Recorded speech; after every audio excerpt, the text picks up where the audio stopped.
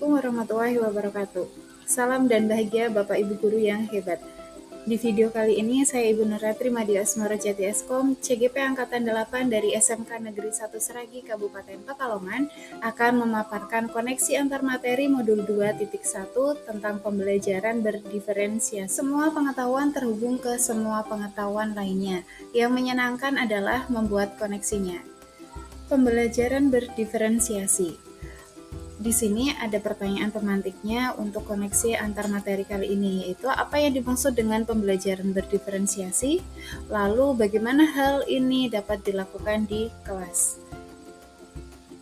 Pengertian pembelajaran berdiferensiasi. Jadi di sini menurut Tomlinson 2001-45, pembelajaran berdiferensiasi adalah usaha untuk menyesuaikan proses pembelajaran di kelas untuk memenuhi kebutuhan belajar setiap individu murid. Nah, pembelajaran berdiferensiasi ini juga merupakan serangkaian keputusan masuk akal atau common sense yang dibuat oleh guru yang berorientasi kepada kebutuhan murid. Sementara untuk penerapan pembelajaran diferensiasi di kelas ini dapat dilakukan dengan yang pertama yaitu menentukan tujuan pembelajaran, yang kedua menganalisis kebutuhan belajar dengan melakukan asesmen diagnostik berupa kognitif dan non-kognitif berdasarkan 3 aspek yaitu kesiapan belajar, minat, dan profil belajar murid. Lalu yang ketiga, menganalisis penerapan 3 strategi diferensiasi, yaitu di sini ada diferensiasi konten, proses, dan produk. Lalu yang keempat, mengimplementasikan rencana pembelajaran berdiferensiasi dalam konteks pembelajaran di kelas. Kemudian yang kelima, melakukan asesmen pembelajaran yang disesuaikan dengan tujuan pembelajaran dan kebutuhan murid. Yang berikutnya adalah bagaimana pembelajaran berdiferensiasi dapat memenuhi kebutuhan belajar murid dan membantu mencapai hasil belajar yang optimal. Nah, pembelajaran berdiferensiasi ini dapat memenuhi kebutuhan belajar murid dengan cara berikut, yaitu di sini guru dapat melakukan pemetaan kebutuhan berdasarkan 3 aspek, yaitu yang pertama, kesiapan belajar. Yang kedua, minat belajar, dan yang ketiga, profil belajar. Dalam proses kesiapan belajar, guru perlu melihat kesiapan belajar murid untuk mengetahui kapasitas murid mempelajari materi, konsep, atau skill baru. Kemudian dalam minat belajar, di sini guru perlu memberikan pilihan kepada murid untuk belajar sesuai dengan minatnya. Belajar sesuai dengan minat dapat meningkatkan motivasi murid untuk belajar.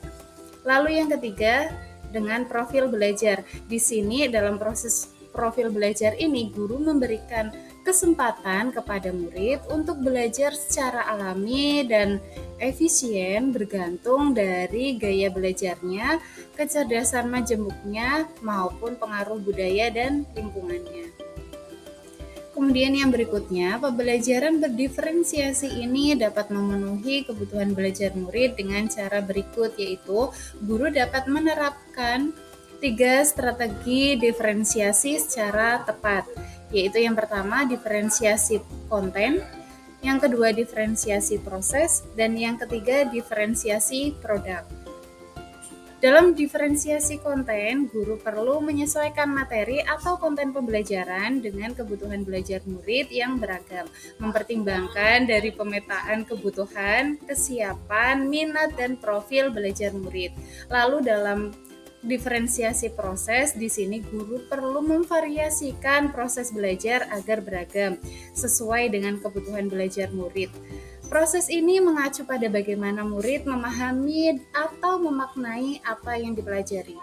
Kemudian dalam diferensiasi produk, di sini guru perlu memodifikasi tagihan produk yang akan dihasilkan murid sesuai dengan konten yang telah mereka pelajari dan proses yang telah mereka lewati.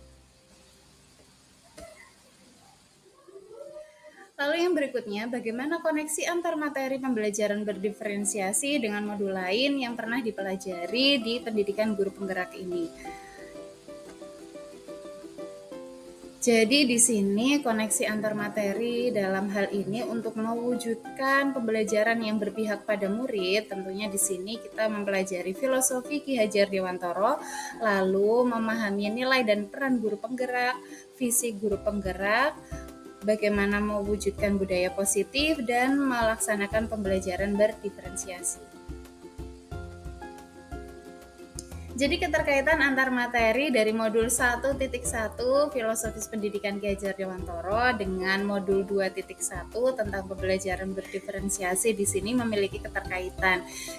Jadi dalam modul 1.1 ini, menurut Ki Hajar Dewantara, pendidikan adalah menuntun segala kekuatan kodrat yang ada pada anak agar mereka sebagai manusia maupun anggota masyarakat itu dapat mencapai keselamatan dan kebahagiaan yang setinggi-tingginya. Nah, tugas kita sebagai guru adalah menyediakan lingkungan belajar yang memungkinkan setiap anak dapat tumbuh dan berkembang secara maksimal sesuai dengan kodratnya masing-masing dan memastikan bahwa dalam prosesnya anak-anak tersebut merasa selamat dan bahagia. Tentunya hal ini sangat terkait dengan pembelajaran berdiferensiasi karena di sini sebagai seorang pendidik, guru dapat memenuhi kebutuhan belajar murid melalui pembelajaran berdiferensiasi ini yang dapat mengakomodir keberagaman siswa melalui pemetaan kesiapan, minat, dan profil belajar sehingga dapat mewujudkan pembelajaran yang berpihak pada murid. Hal ini juga memiliki keterkaitan yang erat dalam modul 1.2 dan modul 2.1 ini. Yaitu modul 1.2 adalah nilai dan peran guru penggerak. Jadi dalam modul ini ada nilai dan peran guru penggerak yaitu mandiri, reflektif, inovatif, kolaboratif, dan berpihak pada murid. Nah, di sini dalam proses menuntun, guru harus selalu berpikir dari pertanyaan apa yang murid butuhkan dan apa yang bisa saya lakukan agar proses belajar menjadi lebih baik. Kemudian, mewujudkan kepemimpinan pada murid yang di sini merupakan peran dari guru penggerak. Jadi di sini guru membantu murid dalam belajar, mampu memunculkan motivasi murid untuk belajar, juga mendidik karakter baik siswa di sekolah. Keterkaitan antar materi di modul 1.3 tentang visi guru penggerak dengan modul 2.1 tentang pembelajaran berdiferensiasi. Di sini dalam modul 1.3 yaitu guru dapat menggunakan pendekatan melalui tahapan bagja. Di sini membuat pertanyaan terkait pemetaan kebutuhan belajar siswa, lalu ambil pelajaran apa yang sudah pernah dilakukan. Yang ketiga, gali mimpi tentang kondisi ideal yang akan terjadi dalam proses pembelajaran. Yang berikutnya, jabarkan 3 strategi diferensiasi, lalu atur eksekusi dengan melakukan penilaian yang sesuai dengan kebutuhan belajar siswa. Keterkaitan antar materi di modul 1.4 tentang budaya positif dengan materi 2.1 di pembelajaran berdiferensiasi di sini adalah bahwa penerapan pembelajaran berdiferensiasi di sekolah itu akan membentuk budaya positif dengan posisi kontrol guru sebagai manajer.